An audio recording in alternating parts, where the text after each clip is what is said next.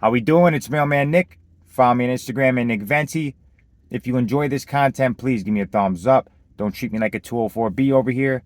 And obviously, these are my own thoughts and opinions. I will not speak on behalf of the Postal Service. So this week was very eventful. Worked over 60 hours.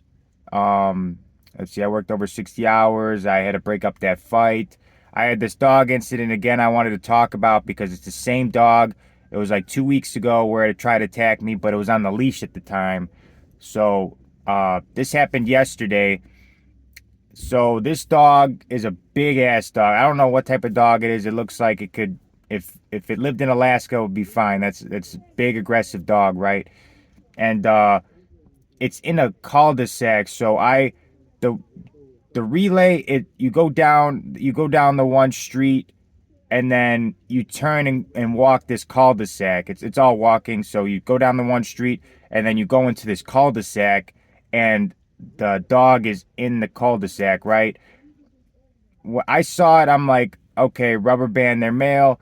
I'm bringing it back to the office because I have been working with them. The lady, she seemed like, nice. So I'm like, okay, if I just, as long as the dog isn't out, I'm going to deliver the mail. I turn the corner to go into the cul-de-sac, and then I see the dog is out.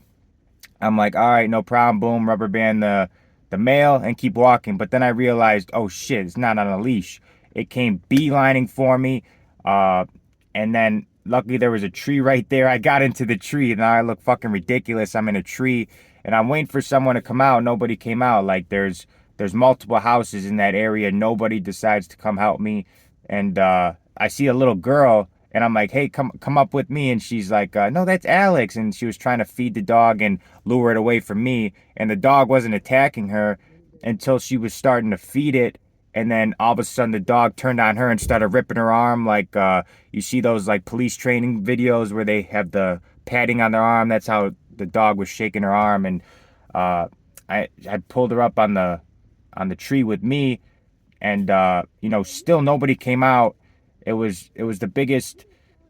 Like, I'm sitting in this tree with this girl, right? And I'm waiting for somebody to come out and get this fucking dog, but nobody came. So I'm like, I don't care. I'm gonna call non-emergency. So I called non-emergency.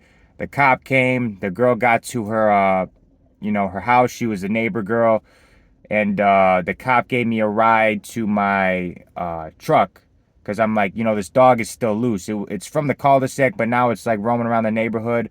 People leave their small dogs on leashes. One of them can get attacked. It was a Saturday. The little kids are roaming around. Someone get hurt. The girl, it already attacked the girl. I was telling the cop, like, this is not the first time this happened.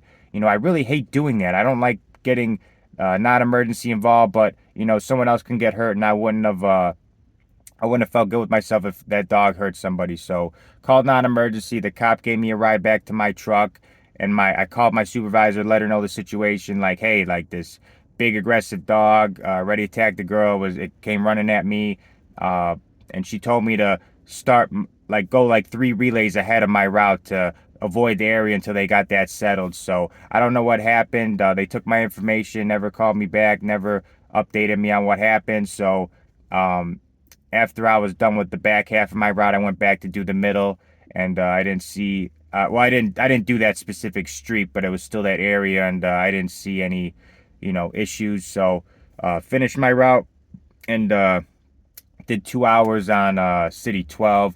We got a lot of political mail. It's gonna be this heavy until November. We got uh, like at least it's like 4 political runs easy for each house. It's political mail has gotten really heavy right now, and it's only going to get worse. A lot of local elections, a lot of you know a lot of political mail, but that means money. Last week I hit over 60, so I'm like, hopefully that continues.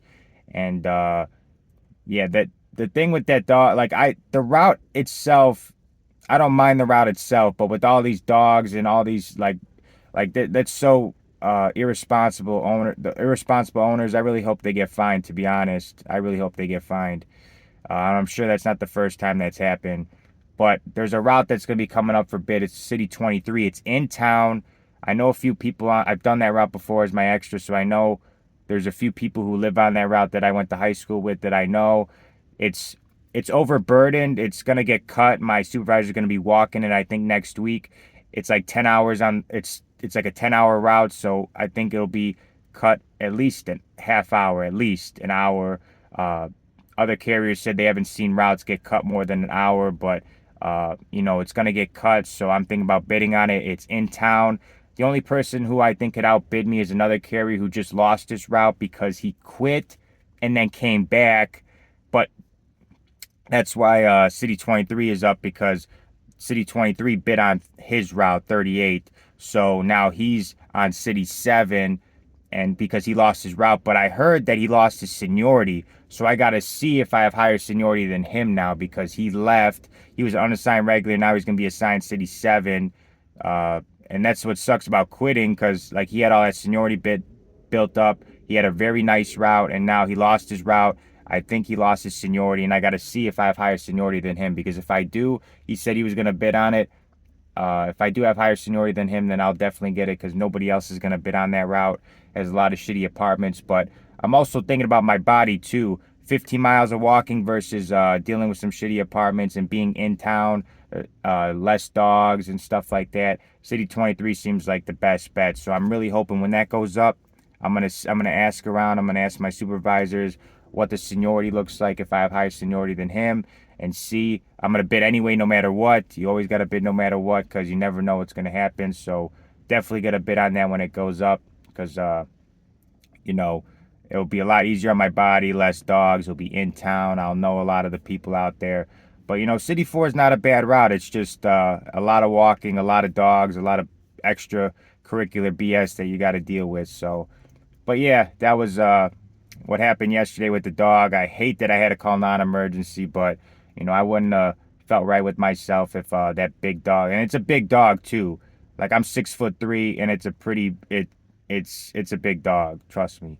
I wouldn't have felt good if it attacked a little kid or a little dog, or something like that. So, but yeah, it's something you got to be aware of. If like, be careful. Sometimes these dogs aren't on leashes, or break leashes, or open the doors by themselves because they're so strong. So, yeah, stay safe out there. I'm gonna enjoy the rest of my day off. It's gonna be 70 and sunny. I'm going to Vito and Nick's.